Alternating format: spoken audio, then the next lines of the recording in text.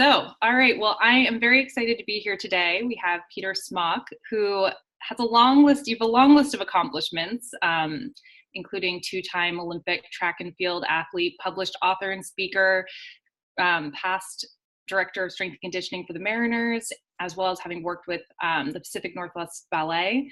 And yeah, the list goes on. So we're going to talk a little bit about your company, Life Athlete. And there's a lot of parallels between Life Athlete and the philosophy of the nutrition work that I do. And I'm excited to explore a lot of those. So for those who don't know, Life Athlete is Peter's company and is born out of his diverse range of experiences, personally, professionally.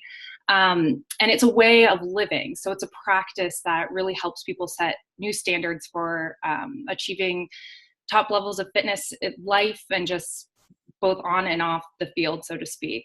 And I'm going to include in our blog posts links to his website as well as a podcast. He has an amazing podcast, so I encourage everyone to sign up and check it out. So welcome. Thank you for being here with me. Well, thanks for such a lovely intro. That's very kind.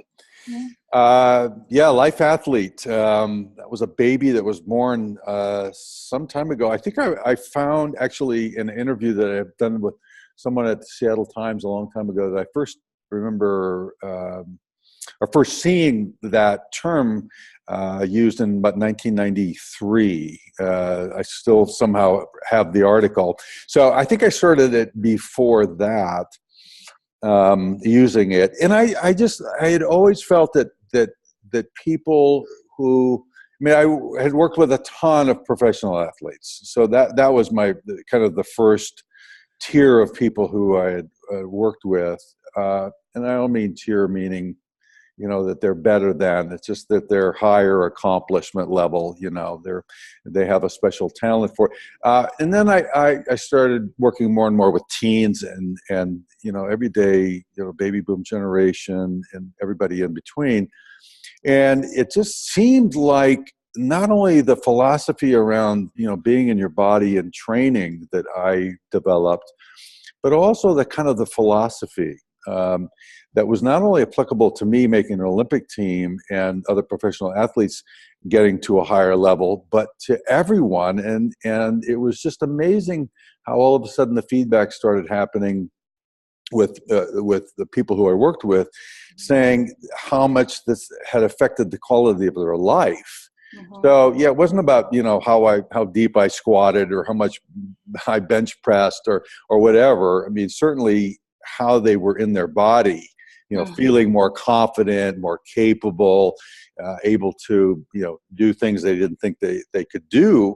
That was important to them, but there was also, and I hadn't intended this to happen, there was also this kind of seeping, I guess, of a message and a path to, this is how you can be in your body, and this is also how you can be in your life.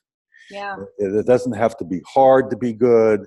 How you treat yourself mentally, internally with the dialogue, learning how to quiet your mind by meditation, all of these things which were extremely helpful to me, in my pursuit of, higher levels of performance and really reaching my potential. That's what it was, reaching my potential.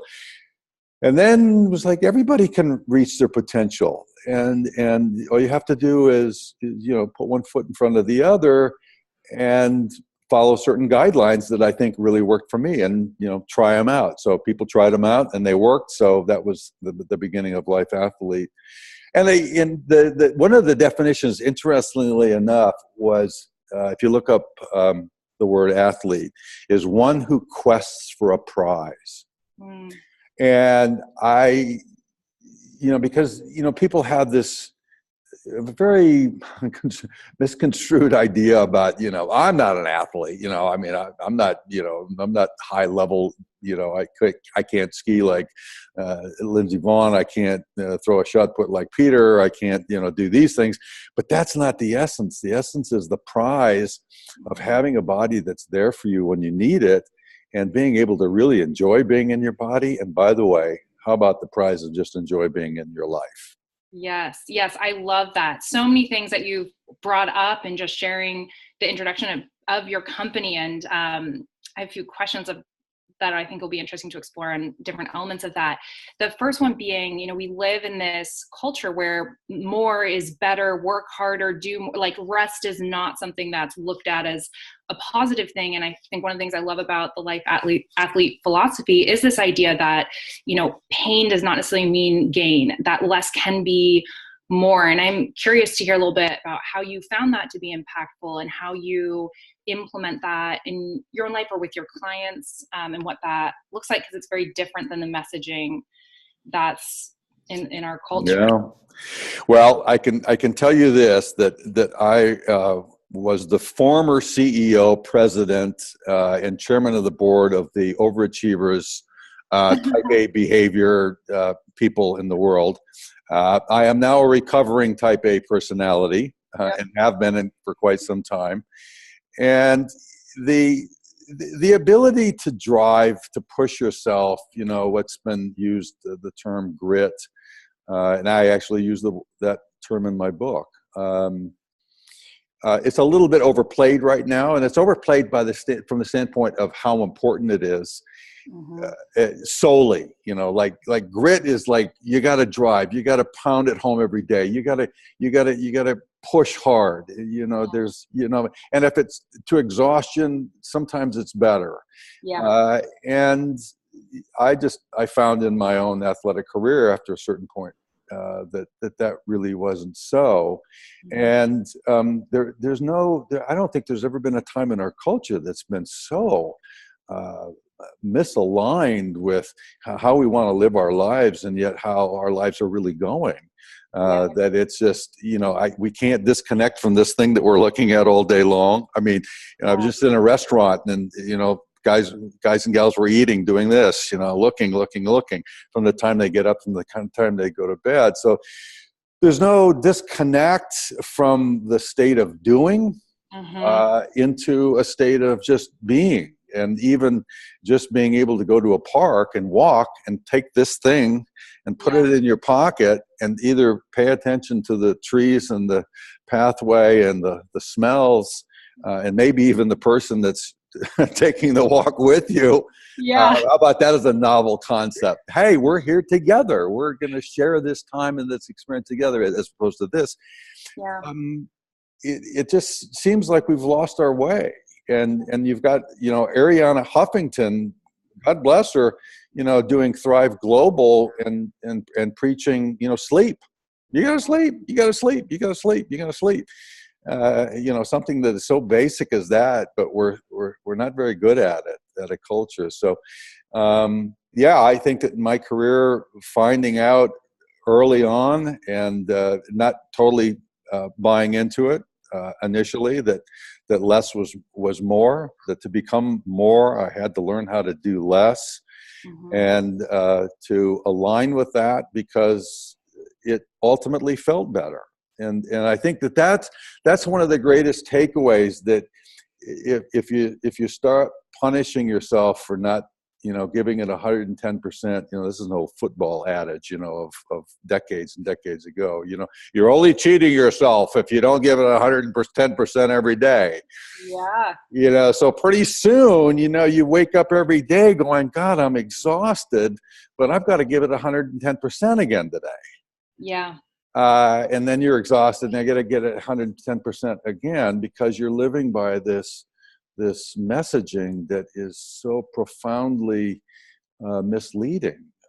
So there has to be a point where you say, how do I really want to live my life? And I had to, as an athlete, I had to come to, I'm working harder and harder and harder, and I'm not getting better.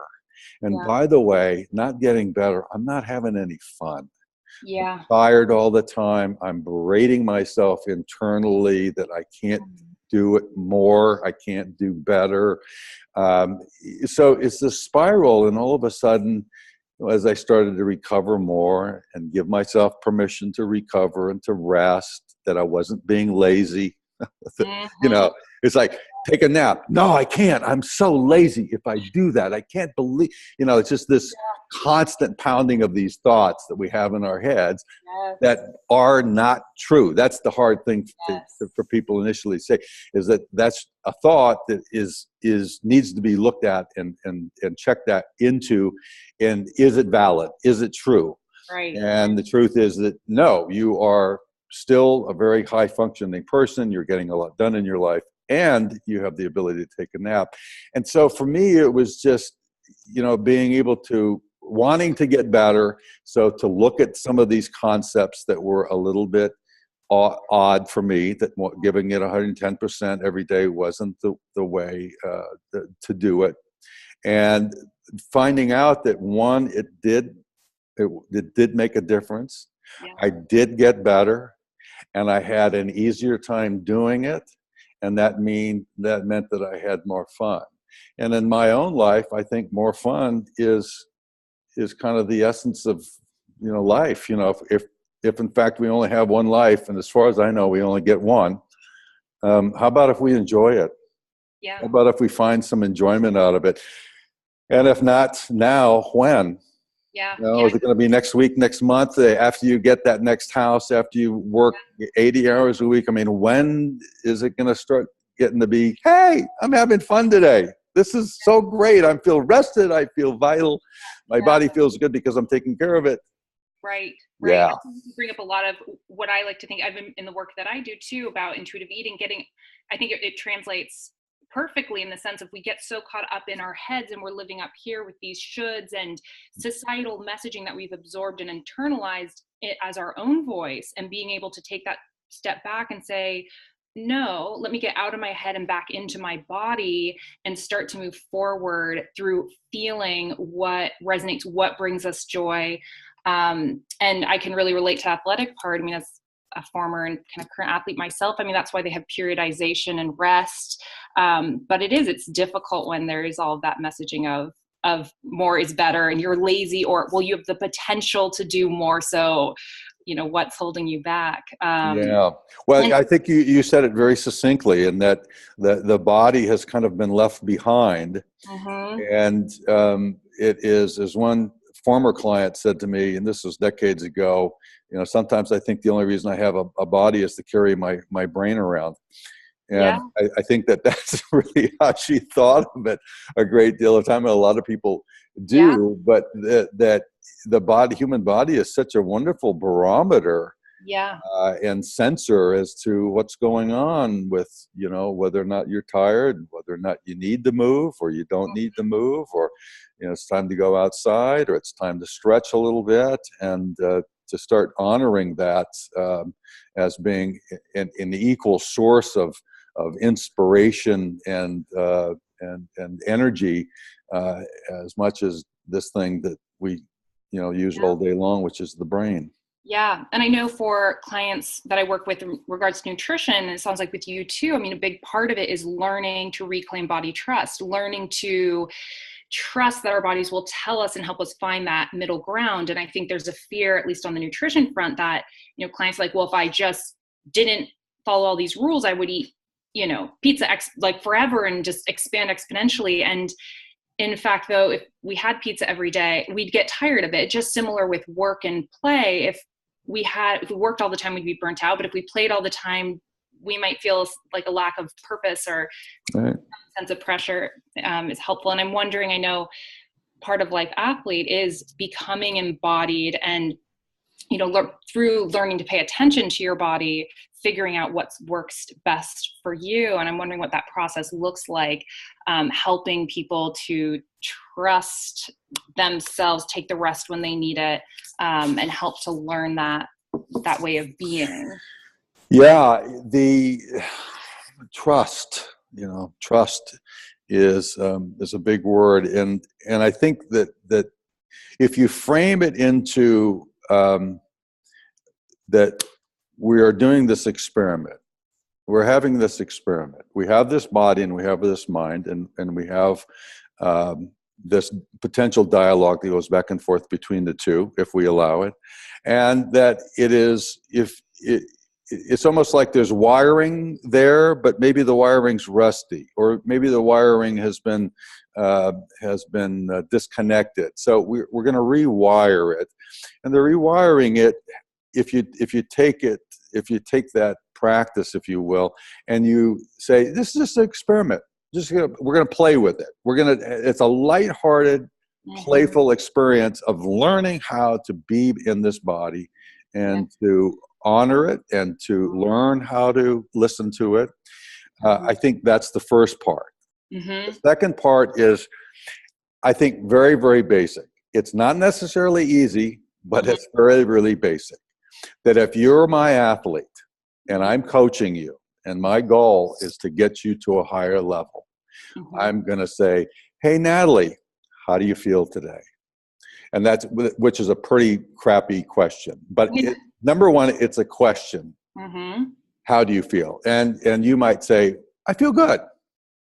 And they'd say, okay, most people say that, right? How do you feel? Oh, I'm good. How much sleep did you get last night? And then I would say, what did you do? Did you go out to that concert that you were talking about? Good. Okay. Did you have a few drinks? No. Yes, no. Let's see. What was your workout yesterday? Were you sore after that workout? You had a weight training session after your running workout. How hard was that? So I'm asking questions to assess and to help you assess where you really are in your body. And I might also find out that if you were not an athlete at all, meaning a participating high-level athlete, but you were just a life athlete on a day-to-day basis, that you've been traveling a lot, you haven't been eating very well, you've been on the run, and so I'm going to keep asking questions. Well, how much did you sleep, and how many flights have you had, and what was the meeting like that you were in, and what's your stress level now, and what's your overall kind of vitality level, and all of these things. And I'm trying to extract data as to how you feel. And from there, I can, as a coach, I can say, Natalie, this is what I think would be best for you today, for you to get better today and tomorrow, and on and on and on. And as people learn how to ask questions, to your point, intuitive, like, what do I feel like eating right now? Do I really want the pizza? I can have the pizza. Do I want, hey, body, body, hey, you guys down there, you legs and your arms and you and all of it, what do you need to eat right now? Is it pizza? Is it some protein? Is it some salad? Is it some of this? Is it some of that? Is it some? And after a while, and you go, well, I don't know. Somebody would say, but you do know. All you got to do is ask the question and then be quiet and listen. And if you don't hear the message, ask again, and and you will know. Your body will tell you. It's really an amazingly gifted piece of machinery. Hate to make it sound so cold, but if you ask it questions, it will tell you. And this is what I've learned: that am I tired? I don't go, well, sort of, but I really don't want to admit it. I'm going, no, I'm tired. Okay, good. So what are we going to do about that?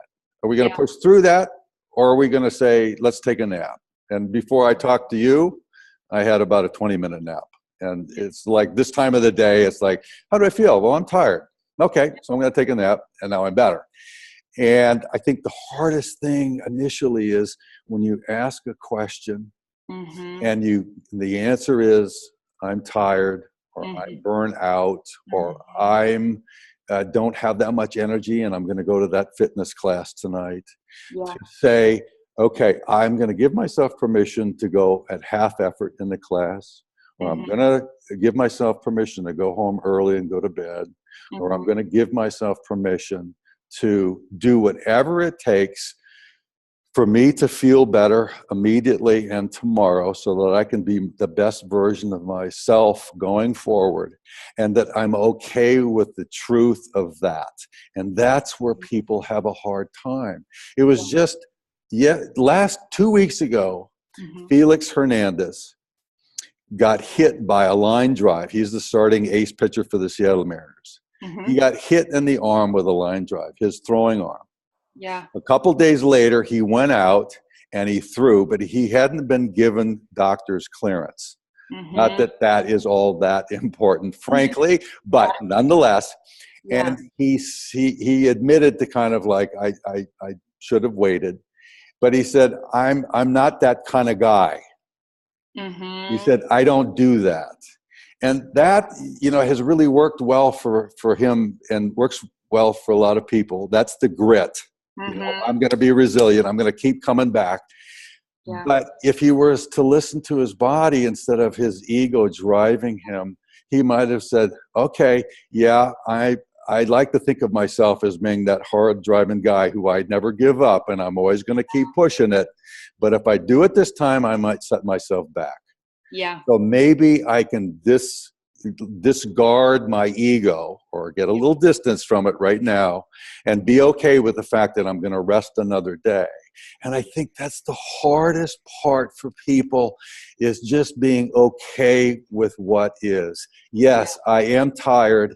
It's okay. It doesn't mean I'm a weenie. It doesn't mean that I'm weak, and that I can rest and I'll be okay because of that. And that was the hardest for me initially as well. Yeah. Yeah. I think you bring up so many really important points. I think one, asking yourself, thinking about things like experiments and data collection, which is exactly the language I use with my nutrition clients as they're exploring meals or experiences. It removes the judgment. It's that childlike curiosity, like, oh, okay, you ate that thing and you felt uncomfortably full. Okay, it wasn't bad, it wasn't good, it's information. And then as you're talking, just hearing like the way learning to ask those questions, which I think is great about Life Athlete, is it's teaching people that process, that way of being that they can then internalize. So removing the judgment, learning what the right questions are to ask. And then I'm hearing too, like being aware of any automatic, whether it's ego or just societal messaging. If it is, I'm tired, instead of it being like, oh, I shouldn't be tired, or I need to push through, or I need to whatever, like I shouldn't feel this way, I don't want to feel this way. Being able to hold space for it and say, okay, this is what my body needs right now. How can I take care of it? And having that mutual respect, because our bodies take care of us every day. And I think thinking about, as you're talking, what comes to mind is something I talk about with my nutrition clients, is this idea of it's a relationship, and that rewiring that you mentioned, it's a connection that's been broken for many of us. And starting to, it's like if you have a friend and you've lost trust with them, starting to slowly like share little bits and see how they respond, and start to learn to re-communicate so that you can develop a dynamic and strong connection again. And as you were talking, another question that kind of came to mind was that, around movement especially, I think there's the diet culture that we live in. There's a lot of emphasis on movement for aesthetic. So this cosmetic fitness, how's this going to make you look? How many calories are you going to burn? And I think that's something that when somebody does feel, I'm tired, I'm burnt out, physically, I'm still sore from the workouts earlier this week, they push through and keep working out because of that pressure.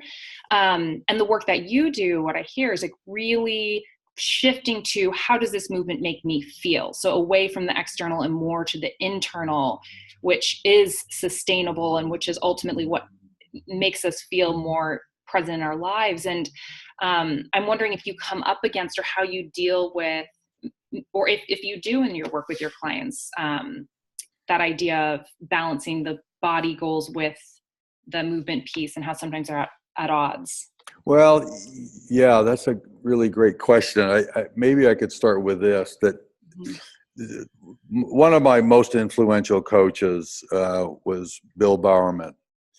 And Bill was the head coach at the University of Oregon. I had the honor and gift of having him in his last 4 years before he retired. He's also the man that invented Nike shoe. Yeah. And I was at Oregon when he was actually making these things in his waffle iron, his wife's waffle iron. So he would write workouts, and he would handwrite them out, he and his assistants, and they'd write them and they'd put them on a board.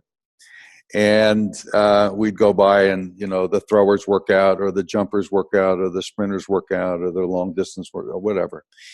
And the thing that's very interesting lately is I just kind of sat down and talked with another buddy of mine who was on the same team with me, actually a gold medalist in the Olympics as well. And he remembers kind of these, it wasn't that Bill came up to you and said, this is the way it is, but he had this way of kind of messaging you without doing it directly, if that makes any sense. So we all picked up these messages without him really ever saying anything about it. And one of the messages was this, is that there's a workout, and this was probably more appropriate for a runner than for a thrower, that there's this workout, and this is a hard workout on this day, on this particular day. And you look at that workout, and then there's the body of the athlete who's going to do that workout. And the body, how that body felt, how that athlete felt, if he had a runny nose, if he had a sore throat, if his calf was really tight, whatever it was, how he felt trumped the workout. So it wasn't, here's the workout, no matter how I feel, I have to do it because it's written there. It was, no, and Bowerman would do this with the runners. They would go, no, you're not going to do that workout today. We'll do it tomorrow, or we'll do it the next day, or we'll do it. Because if you do it, it's going to set you back. Yeah. And if you get set back, you're going to deal with a longer bout of injury, a longer bout of being sick, a longer state of kind of internal depression. And so what you need to do is just put that hard workout over here. Everything's going to be fine. You know, it was really, everything's going to be fine. Yeah. Everything's going to be fine. Don't worry. It's all right. Tomorrow will be good. You know, and it's just that way. And that's what I'm doing with clients. It's okay. Yeah. It's okay. It's okay. Yeah. You know, yes, your back's a little tight today. It's all right. Yeah. So what we'll do is we'll stretch today. Yeah, but what about, I wanted to do the hard lift and no, not today. Tomorrow.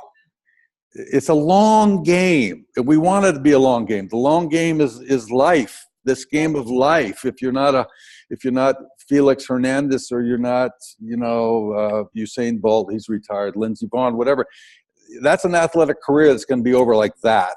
But the game of life and being in this body, to participate in this body, in this life, to have a body that's there for you when you want it, when you need it, to ski, to run, to hike, to do whatever, and not think that you have to beat it up to get better. Yeah. It just isn't so. This body is so amazingly efficient that if you give it a little bit of either rest when it's needed or a little bit extra work when you have the energy, it responds very, very quickly. It's not this thing where you have to beat it to death every single day to make progress. It takes less than people know. But the hardest part, as you well know, is being like, oh, it can really be that easy? Yeah, yeah. It can be that easy? Really? I mean, I have a hard time accepting that it could be that easy. Yes. As opposed to, if it's hard, then it has to be good. Right. You know, a coach, I trained a bunch of NFL football players a long time ago. And I always got them after they were they had a strength coach. It was kind of a strength coach. And this was with the Seahawks. This was a long time ago. And the football players would come in, and we were going to have a fairly hard workout because we were trying to get stronger. And they had just finished running with their, whoever coach they were with, running gassers. Well, you know what a gasser, just imagine what a gasser is. I mean, you're gassed, right? Mm-hmm. The easiest thing for a coach to do, to know, and for a lot of people, is that when you can't do it anymore, that's enough. Yeah. If I get you to run or lift a weight until you fail, then that's a pretty easy definition. Whoops. Okay. So ultimately, limiting investment in China. Hang on one second. I have to turn economy and trying to grow it. A lot's going to depend. How did that happen? China response. In New York. Hang on. Be right there. Marketplace. There's a whole lot. Okay. I had this radio thing come on all of a sudden out of nowhere. Sorry about that. Technical difficulty. But Yeah. it gets to be like, okay, how much is enough? Right. Well, if I go until I can't do anymore, that must be enough. Yeah. And then if you start living by that, it's the same thing with work. It's like, well, I've worked, I worked 17 hours. I'm tired. I can't even keep my eyes open. I guess that's enough. Yeah. Yeah. As opposed to, well, how about if I just go to 80% of maximum Mm-hmm. and call it a day, and then I'll come back tomorrow. It's like a buddy of mine said, don't eat too much today because we will eat again tomorrow. Yes, I love that. I love that. I think what you're naming, it comes back to that, what you commented on before. It's like what you're giving your clients is permission, helping them. One, you're providing that permission to them, and then they're in turn internalizing it and being able to then give themselves permission to listen to their body and to listen to those signals. And I think that what you bring up about that 80%, it's so individualized. And I think that can be such a challenge for whether it's nutrition or fitness. That's something that you get to determine, and that you get to stand in unapologetically, regardless of what society says, because there's going to be someone who's going to tell you, no, your 80% should look different. And it's also challenging not to compare your 80% or whatever percent to the next person. Right. So I think like what I'm hearing too is just like that full permission and learning to trust your body and trust that you can figure out that through experimentation and that data collection, figuring out what balance feels best to you. Yes. And, with the kind of the underpinning, the kind of the foundation of it all is one word called change. Mm-hmm. Every day our body changes. I don't recover as fast as I did 10 years ago. Mm-hmm. 10 years ago, I didn't recover as fast as I did 10 years prior to that. Mm-hmm. I've got to adapt to that, or I have a choice. Mm-hmm. I either adapt to that and have to get over what I can't change. I can do the best I can. I can sleep as much as necessary. I can back off and in between workouts, I can, learn how to, balance my energy by, doing massages and, going to Banya to get sit in the steam room or whatever the case may be. But my body is constantly changing. And I've got clients that have been with me for 10 to going on 20 years. Their bodies are changing. They don't recover as fast. Their balance isn't as good. It's still better than most. Mm-hmm. And if you just look at it this way, in masters track and field, masters swimming, masters anything where the masters compete, people over the age of 30. Mm-hmm. And they're always 5-year increments. So it's 30, 35, 35, 40, 40, 45, on and on and on and on and up. And if you were to look at like the mile run, the record, the world record from masters in the mile run, you'd be pretty assured that as you go up from the 40 to 45-year-old group of women who run it, to the next group of 45 to 50, to the next group of 50 to 55, etc., the times are going to be slower. Mm-hmm. All the way up to the people that are running, God bless them, that are 100 years old. God bless them. They're still out doing it. Those times are going to be slower, but they're still better than the average person because they're still doing it. So, yeah, in my age group right now, I'm not as fit as I was 10 years ago, but I'm better than most, and that's not why I'm doing it. That's really kind of a bad way of putting it, but I'm still in the game. My clients are still in the game. And it so happens that by and large, they're more fit, they're more healthy, they have a body that's more there for them when they need it than most people do. And yet, yeah, they're 5 years older than they were. And now they're 5 years older, and now they're 5 years older. It's just like every day, the tide is absolutely different than it was the other day. It's either going up a little higher, the tide's higher, or it's a bit lower. And if you're going to put in your boat in the water every single day, you'd better be really ready for that change, because every day it's going to be different. You're going to have to take the boat out a little farther to get in the water. The boat's a little bit closer to the water. It's going to be a little bit easier. And you're guaranteed that every single day you do that, it's going to change. And all you got to do is just adapt to the change without going, oh shit, I hate this. Yes. I think that's like I think you really named it, is that I think people have this expectation of like, one day I'm going to figure it out and everything's going to come together and I'm going to have achieved this amazing balance and then I'll be done. But it is just this constant ebb and flow. And it's like, yeah, whether it's physically developing and changing every single day, or like raising an infant, every month they're growing and changing. So what worked one month no longer works. And and even with nutrition, I think a lot of people, why diets fail for a multitude of reasons, but people have a plan that only works when everything else in one's life is on track, whether it's like sleep, rest, all of those things.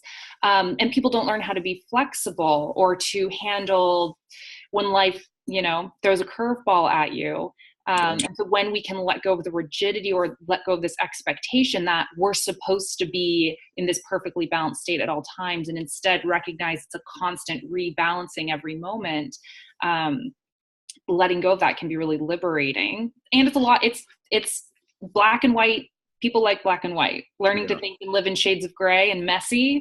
People don't like messy, but ultimately that's what life is. If we keep fighting it, we'll just keep coming up against a wall. And that's what I'm hearing in your work as well. Yeah. And, there is just the acceptance that the need for acceptance, grace, gratitude, that, I haven't got it figured out. I mean, I have on a weekly basis a campaign to restart something that I've fallen away from. I haven't lifted as much weight as I wanted to. I was on this game plan and I fell off, and I had to travel somewhere, and then my energy dipped and blah, blah, blah.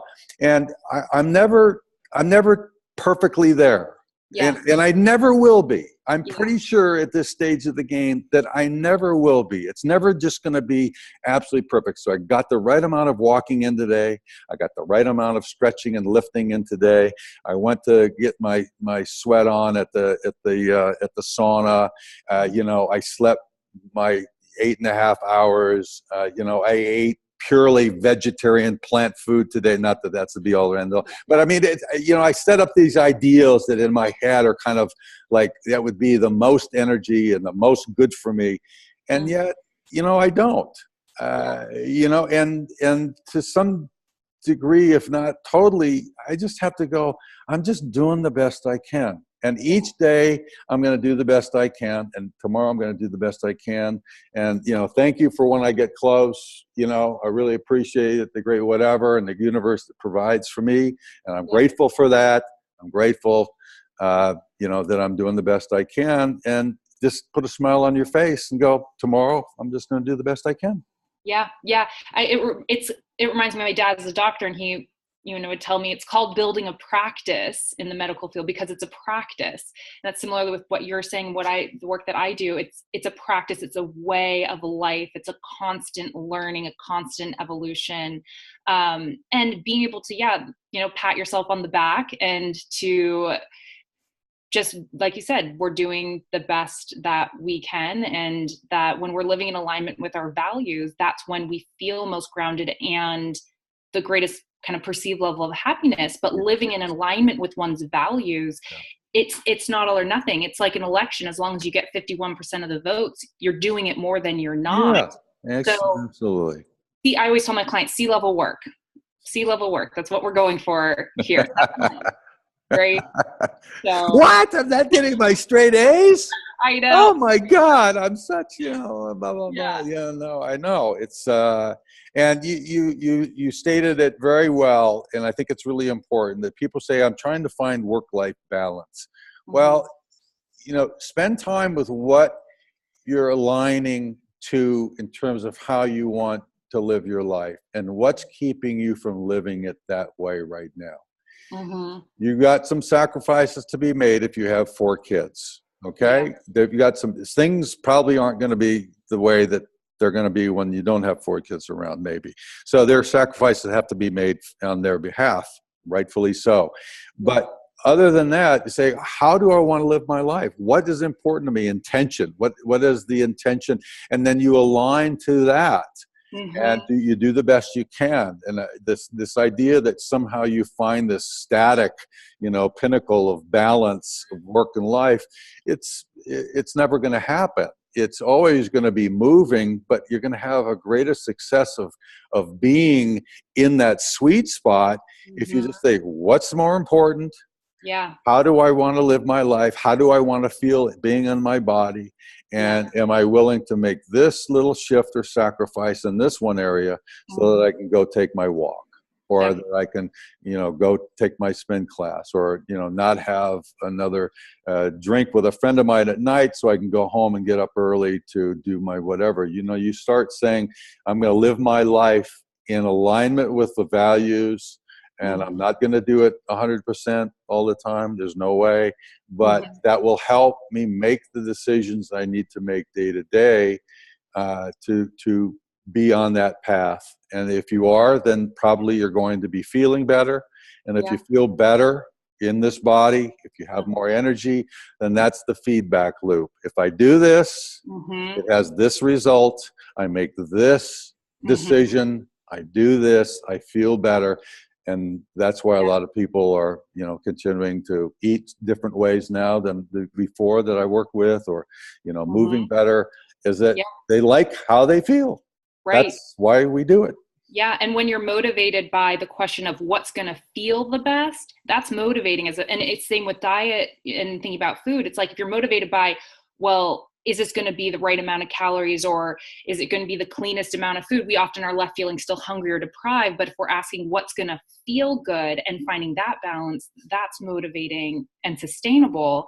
And the way that you're talking about it reminds me a lot about this work that I do around body and food, and that a lot of people take a top-down approach where they go out into the world and there's all these programs that say, if you achieve this body, this is the body that looks like health. And, this person is going to has it all. And if you're going to have the confidence and all this stuff attached to this external, whether it's money and the promotion or the body. And then they give you the plan that goes with it, whether it's, do this diet, exercise this amount of times, live this life. And so people end up really focusing on this prescriptive plan, and ultimately they achieve the body, but they're miserable because it's not their definition of health, or they don't achieve the result and they're miserable because they're doing this other plan. And that's, extra frustrating. But instead, this bottom-up approach, which you're naming and which I encourage my clients to think about, is, define what feels good to you, define what health means to you, what a balance means to you, and striving to achieve those behaviors as consistently as possible, and trusting that when you're doing that and you're living in alignment of your value as you define it, that's what feels good. The external part takes care of itself one way or the other, but that's not what's important. It's how connected are you with the things that make you come alive in your life. Yeah. And that the whole practice, which is a word that I use a lot because it has to be one of to want to stick with it, has to be one of being lighthearted. That it has to be, this is a life that was meant to be enjoyed, I believe, and to do things that you can, at the end of the day, and this is something that I've thought about personally, what do I do on a weekend or even on a day-to-day basis that I said, that I walk away from, and it wasn't about work, it wasn't about being productive, number one. And it was something that I walk away from and saying, boy, that was really fun. Yeah. So there are things that I do, and I certainly find myself saying, well, I don't have time to do this, or, it's going to be too expensive to go to Cinerama, the great movie theater in Seattle, and see a great movie and eat popcorn, which always been a thrill for me. It's like, but I do that and I walk out and I find myself saying to myself, that was really fun. Okay. So what else am I going to do that's fun? And that's also a part of my practice. Is just what's fun. What can take me back into kind of the childhood, the essence of like, wow, I woke up and I realized this was a weekend and I have all the time in the world today. What am I going to do that's going to be fun? It's kind of that internal sense of of whoopee, Yeah. what am I going to do? So even within the practice, thinking of like practice, I'm going to Right. practice thing. I'm going to practice again. Just Yeah. practice, have fun, Yeah. and learn and do it in a way that you'll want to keep doing it. Yeah. Otherwise, it's going to be just, oh shit, it's just one more thing. Yeah, play. That's why I like to call, instead of saying exercise, I call it movement, right? Yeah, There's a rigidity that comes with exercise and working out. So yeah, we don't often allow room for creativity and play in our lives. And so to be able to, again, that childlike curiosity, that I think the underlying theme through a lot of this is mindfulness, trying to get more and more grounded and aware of what are these things that help you feel more connected and enjoying life, which comes from that connection to your body and listening to what it needs and figuring that out. right. And mindfulness is certainly enhanced. That if you can find time to be more quiet than not, if you can find time to be by yourself and take a walk in the park, or to just disconnect from technology just for a brief period of time, even that certainly enhances the ability to listen to these the sounds, the feelings of your body, what you really need. It's very difficult to do that. It's not impossible, but it's Mm-hmm. more difficult if you're, texting, listening to music, talking on the phone, and then trying to decide what to eat. It's a Mm-hmm. little bit easier if you can make that time just to be as quiet as possible. That's why I think meditation is such a valuable tool, is that it gives you the ability to more aptly and more successfully be mindful to what is going on. Mm-hmm. And so I encourage people just to, if they're into thinking about meditation, please do it. And if not that, just spending some time just being quiet, short amount of time, just disconnecting from tech and being with one's own self for a while. And that is a really powerful practice too. Yeah, not something that's done very often these days, for sure. But No. anyways, well, thank you so much. I feel like we could talk forever, and I really appreciate your time. I want to be respectful of it. So yeah, like I said, I'll link to your podcast, where people can subscribe, as well as your website. I really encourage people to check it out and to read your book too. So Great. Thank you very much. Enjoyed it a lot, Nellie. yeah, sounds good. Okay, All awesome. right.